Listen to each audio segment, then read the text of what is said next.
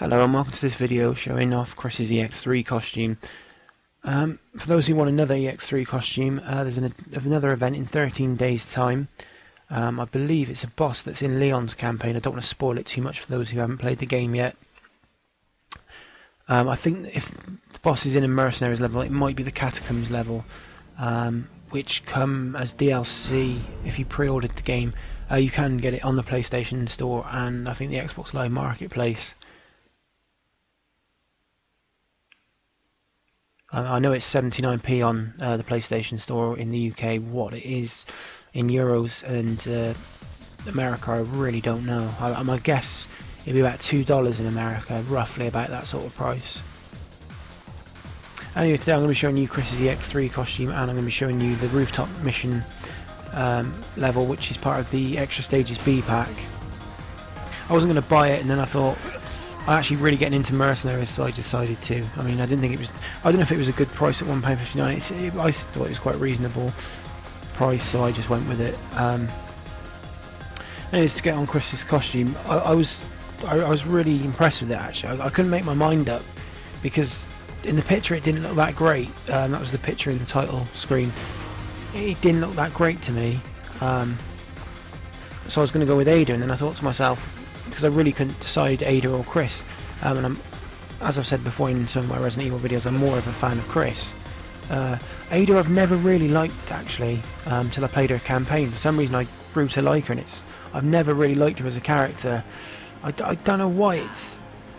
I think it's because she's got this side to her that's, you know, I don't know how to say it. She sort of comes across as a nice person, but she's got that bitchiness behind her, and I really don't like characters like that.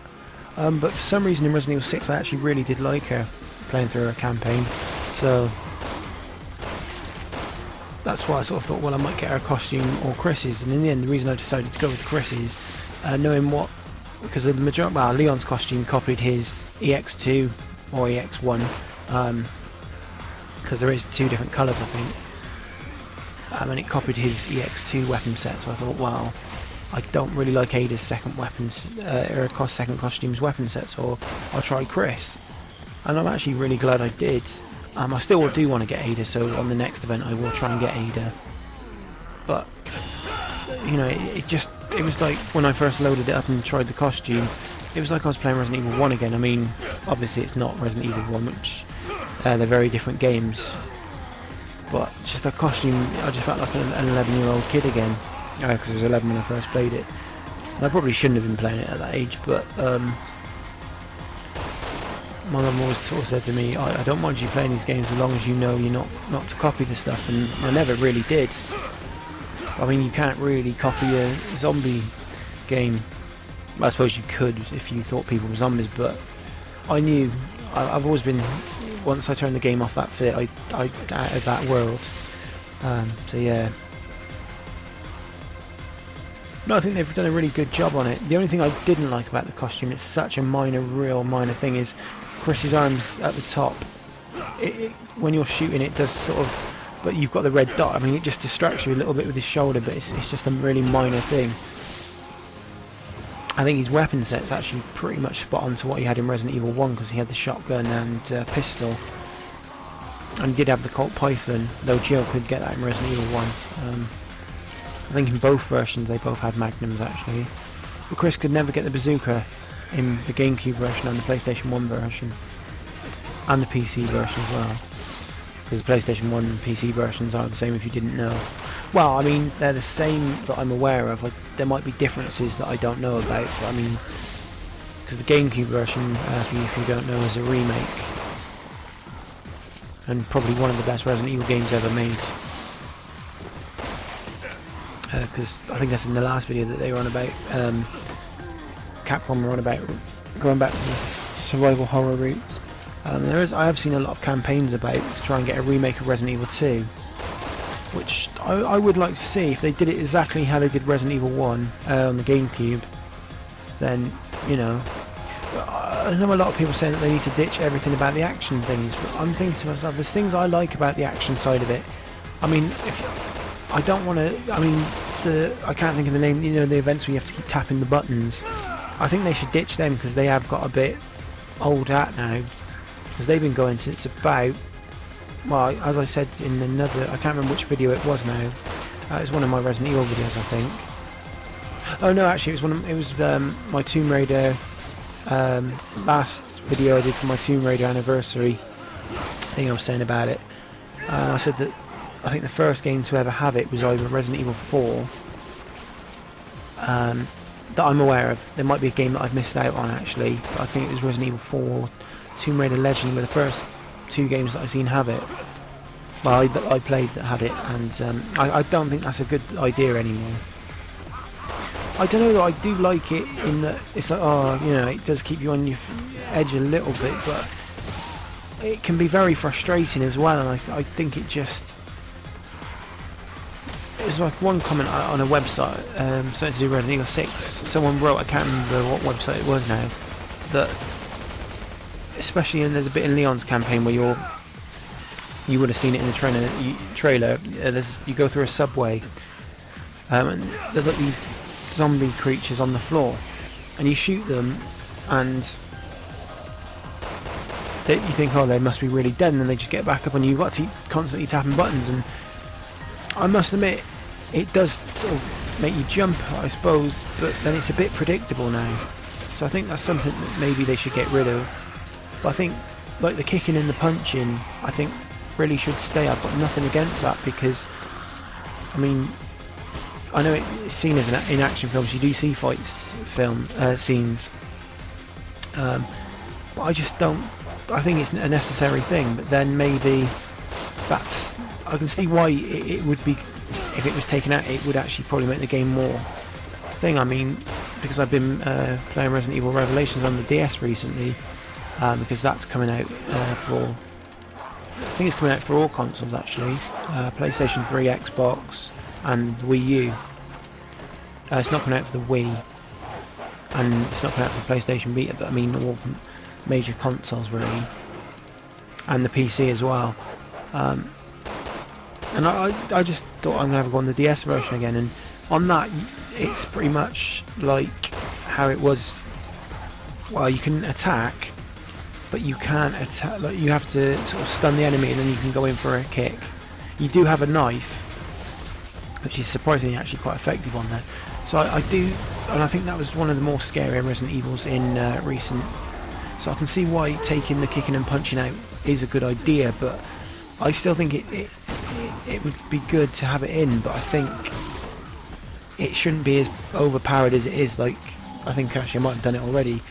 Like Chris will just deck someone and they're dead. I don't think that it should be that way. I think they should keep getting back up. It should only be used as a way of getting away. It shouldn't be used as a way of massively damaging them like that, for their example. I mean, I know that's part of the quick time event. I think that's what they're called actually. I did look it up and I remember now, they are called quick time events. Because in my Tomb Raider video I didn't know what the term was from, I just called them button mashing events or something like that. But I think it is quick time events. But I think other than that, and the dodging, I did actually do a roll I think in this video, and I was going to talk about it then, but it sort of just come into my mind and I thought I'd say it. But I think the dodging, I think that needs to stay really, if they do take it away from its action roots. I think other than that, really just sort of copy Resident Evil Revelations style, because that actually did creep me out. There's a certain boss, she has been shown a lot in the screenshots for, actually I might, there's a lot of trailers coming around about it, so I might, if I can find the trailer on YouTube, I'll put it in the video actually. But there's a certain boss, and when you have to fight her, I'm not going to spoil too much, but you know, people who have played the 3DS version know who I'm talking about. That really creeped me out, because they're laughing and you just didn't know where she was going to come from next. I think they did that absolutely brilliant.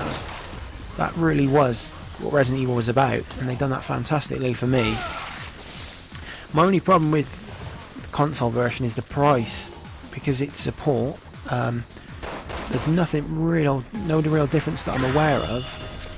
There's a few extra characters and a few costumes, which is fair enough. It's a nice addition, but £40 does seem a lot it'll be $60 in America, I'm guessing.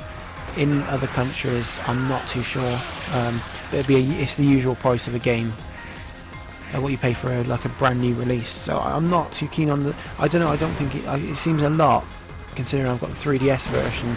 So I probably won't bother till it comes down a bit. To be fair, even if then, because I really did enjoy Revelations. Parts of it I didn't like because some of it did feel like it was just copied and pasted from Resident Evil 5. But other than that, it really was an enjoyable game. I don't know what it is about these creatures, but they really wind me up, these I think they're called blood shots. I do apologise for the way I'm playing as well. I just couldn't get... Last night I was playing this brilliantly, and this afternoon I really just couldn't get into it. I was really like, oh, you've got to be kidding me at this point. Because I get so carried away and forget to check my health bar. I thought I was down and out, but luckily for me I got back in it. And there is a team event on ResidentEvil.net at the moment, but the problem with that is all the sign-ups have been done. I did make a team for it, but my friend was going to help me with it and he never got around to it in the end. So I don't know if I can still take part, but I'm not that worried about it. I do like taking part in the events, but yeah, it's just something to do really, I find. Well, I say that like I have nothing to do, but what I mean is something to do on Resident Evil 6 if I want to play it. Because I pretty much finished the campaign, I'm just going to go back and play it on the harder difficulties and get all the trophies now, really. There's the dodging I was talking about earlier. That's the bit I was going to show. My initial thoughts on the game overall is it's a good game, it's not a good Resident Evil game. So if it was a different game, it's just the story's really sloppy, that really lets it down. But other than that, I mean, some of the creatures are a bit over the top, but they were in Revelations. I'm not going to spoil it for those who haven't played it, but some of the creatures just didn't make a lot of sense, and it was a bit all over the place. The story really was a letdown in some ways. It just felt like it was missing a lot of stuff. But as I said, overall it was a good game, but not a great Resident Evil game.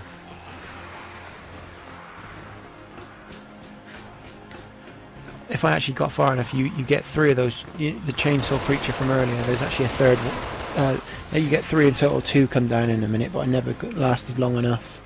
The best character to use, for those who have unlocked her, I'm not going to spoil too much, is Carla.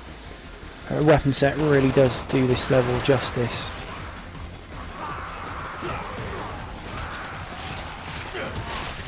At this point I was just holding on, I thought, because I have got a really good score in here, a lot better than this, especially with Chris. But I think everybody has that thing on Mercenaries where they'll land a really good score and the next they'll not do so well. Anyway, that's it for this video, so thank you very much for watching, and I shall, well, whatever video I'm next doing, probably will another Tekken video next week. I've got a few costumes.